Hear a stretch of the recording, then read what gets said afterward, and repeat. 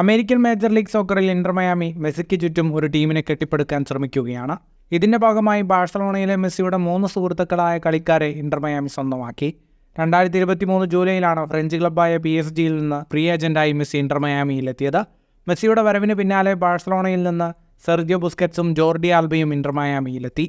ഇരുവരുടെയെല്ലാം മറ്റൊരു സുഹൃത്തായ ലൂയിസ് സുവാരസിനെ 2024 പ്രീ സീസൺ ട്രാൻസ്ഫറിലും ഇന്റർ മയാമി സ്വന്തമാക്കി. ഇന്റർ മയാമിയിൽ മിക്ക സമയത്തും Messi, Busquets, Jordi Alba, Suarez എന്നിവരെ ഒരുമിച്ചാണ് കാണുക. ടീമിൻ്റെ ഒപ്പവും അല്ലാതെയും ഈ 4 സുഹൃത്തുക്കളും കൂടുതൽ സമയം ഒരുമിച്ച് ചെലവഴിക്കുന്നു.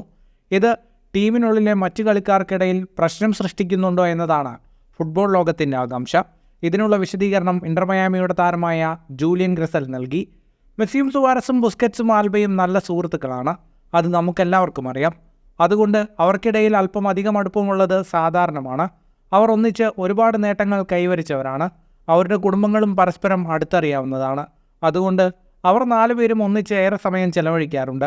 ഇതേസമയം അവർ ടീമിനെ ഒന്നിച്ച് കൊണ്ടുപോകാനും ശ്രമിക്കുന്നു. അവർ ടീമിൽ ധാരാളം തമാശകൾ ഉണ്ടാക്കുന്നു.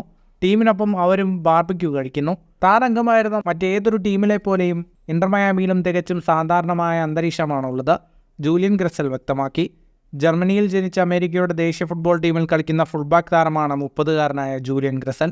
ഫുട്ബോൾ ലോകത്തെ കൂടുതൽ വാർത്തകൾക്കും വിശേഷങ്ങൾക്കുമായി സ്പോർട്സ് കഫേ ഇപ്പോൾ തന്നെ സബ്സ്ക്രൈബ് ചെയ്യുക.